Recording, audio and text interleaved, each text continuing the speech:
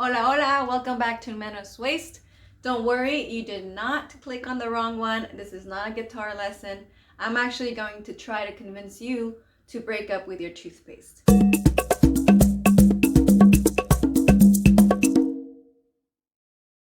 Okay, I am just gonna be completely honest. The relationship that you have with your toothpaste is very toxic. I mean that in the most literal sense, like it's super toxic, like really toxic, and you should stop.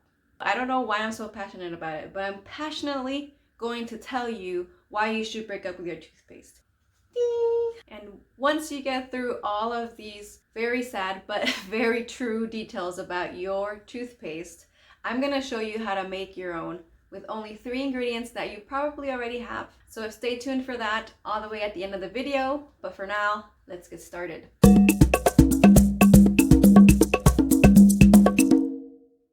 Have you ever read the ingredients on your toothpaste? Probably you have and couldn't read most of them. I took this list right off of Colgate's website. They very proudly show that all of these ingredients are in their classic Colgate toothpaste. Now, I cannot go through all of them, obviously, because this will be a 2-hour long video. But one that's the most common in most conventional toothpaste is SLS, sodium lauryl sulfate. They put this chemical in here simply for your toothpaste to foam. So actually, you can find it in a lot of detergents and dish soaps and things like that. The thing is, this chemical has been labeled a moderate hazard to health. And this is something that we're putting in our mouth every day, multiple times, hopefully. SLS has been linked to cancer, neurotoxicity, organ toxicity, skin issues, endocrine disruption. It's really bad. And the only reason that they put it there is so that you can get this nice, foamy, clean feeling as you brush your teeth. Did I convince you yet? Carrageenan is also another very common ingredient in your toothpaste. And although it does come from seaweed, it doesn't mean it's good for you. Actually, a lot of scientists and doctors have said that this is very inflammatory for your digestive tract. So you should definitely not eat it and probably should not put it in your mouth. That last one is not even a word, it's just numbers, which is usually a bad sign. Same thing if you find any colorants like blue 10 or yellow 6. Try to stay away from those, just as you do when you see that in a food ingredients list, right? Stay away from colorants in general, because those are just gnarly chemicals they're putting together to make specific color. Makes no sense. Makes no sense. I don't care if my toothpaste is green or blue or minty blue, whatever that means. Minty cool. Did I convince you yet? Most conventional toothpaste also add sugar or some sort of flavoring to it so that it doesn't taste too bad. But be careful with those, especially if it says natural flavors. Natural flavors could mean anything. It could actually mean if it's raspberry flavored, fun fact, well, not so fun, kind of gross fact, it actually means it's from the anus of a beaver.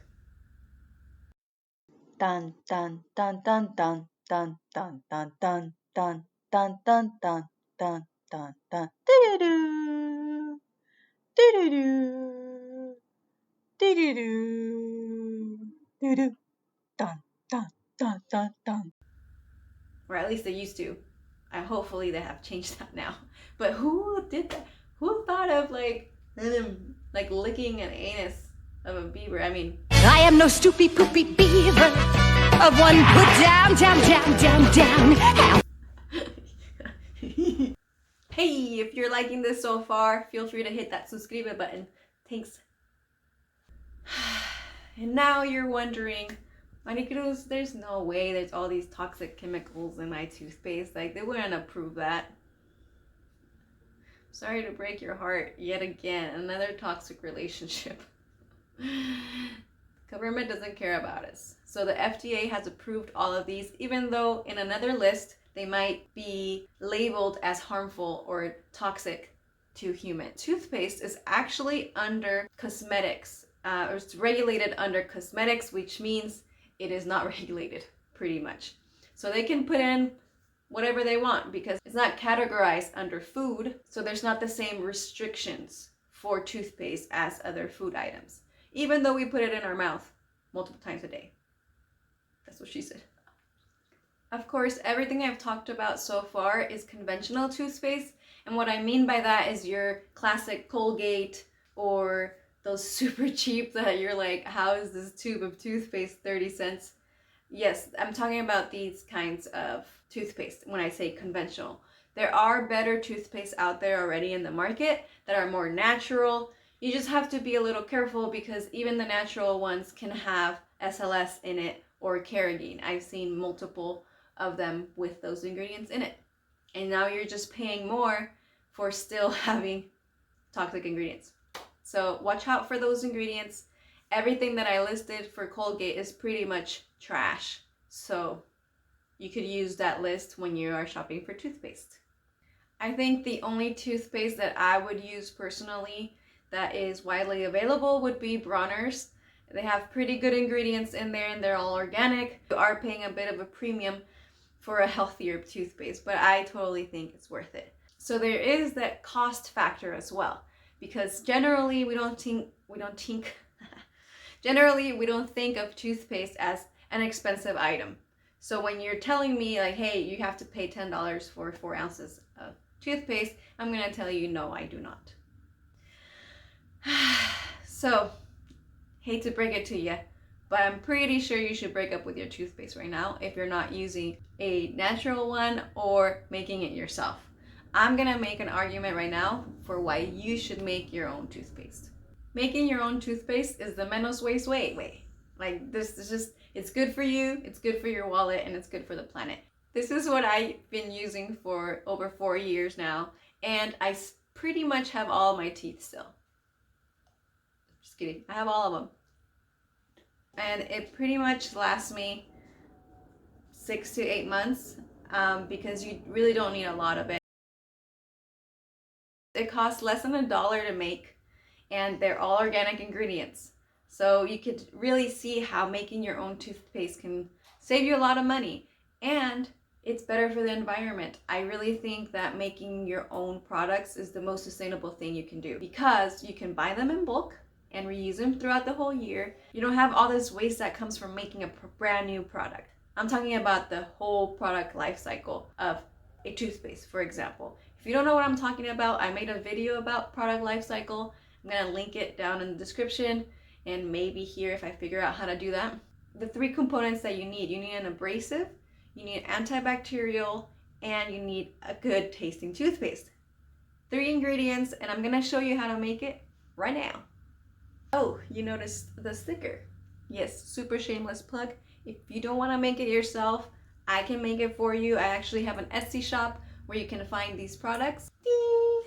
And you can support me as well. So I'll leave the link to the Etsy shop down below. Okay, let's get into the DIY. Okay, so I'm going to show you how to make my not so secret toothpaste recipe. All you need is coconut oil, peppermint oil, and baking soda. That's it.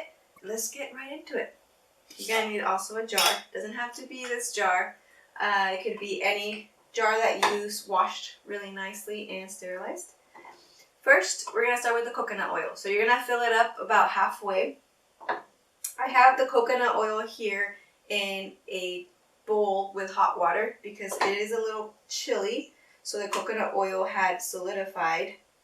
It's a lot easier to pour the coconut oil out when it's not solid, obviously.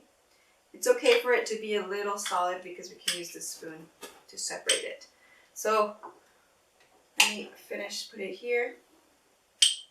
So obviously in the summer, it is much easier to make this toothpaste. It takes literally 10 seconds. In the winter, because you do have to put this little bowl and kind of melt it down a little bit, it takes a little longer. All right, so we got the coconut oil. Now it's going to be 2 parts coconut oil to 1 part baking soda. So in my case, I filled it up about halfway with coconut oil. So I'm gonna fill the baking soda in about 1/4 of the way up from there. So if you do a whole cup of coconut oil, you're gonna do a 1/2 cup of baking soda. All right, So as you can see, I don't really measure it exactly, but I've done this a million times now. So you can measure it if you want. So once you have that, all we're missing is the peppermint. Peppermint oil, you need 20 drops for about a cup of coconut oil. This little jar is 4 ounces, so I'm gonna do about half because the cup is 8 ounces. So I'm gonna do 10 drops right here. There are some concerns about essential oils, and honestly, they are true. It does require a lot of land and a lot of plants to make this one little essential oil.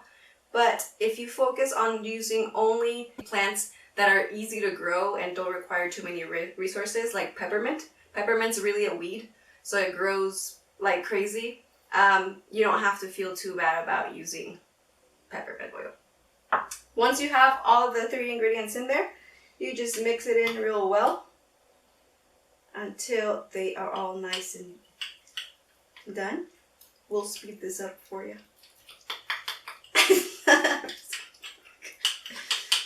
All right, and then you're gonna have this nice, like paste consistency. Probably can't see it, but trust me. And the cool thing about making your own toothpaste is that you can customize it however you want. So if you try this and you're like, that's way too salty, you can decrease the amount of baking soda. If it's too minty, decrease the mint or increase it if you like it more minty, and make it perfect for you. There are a few customizations that you can make. Some people don't like peppermint. You can very easily use tea tree. It turns out great, and it's antibacterial, antiviral. You can also use clay instead of baking soda if you don't like the saltiness of the baking soda, or charcoal. I have here activated charcoal pills. You can split them open and pour out the charcoal, or you can find this also in powder form. If you look online, most dentists recommend to have an abrasive. In this case, it's the baking soda. A antibacterial component. In this case, it's both the baking soda and the coconut oil. And of course, the plus is to make it smell good, right? So your breath doesn't smell. Tea tree and peppermint are both great for that because they're both kill the bacteria in your mouth that causes the smell. So all of these different ways you can have your toothpaste, but most importantly is for you to make your own because that's ultimately the most sustainable thing, and you'll end up saving a bunch of money too. Yay! Well, I hope that was helpful for you, and I hope you give it a shot. I really would never go back to any other conventional toothpaste because this just does the job so well. I enjoy brushing my teeth every single day. Twice a day. Promise. Twice. Anyway, once again, make sure you like this video and subscribe for more videos like this. Until next time, don't forget, Poquito goes a long way. Nos vemos.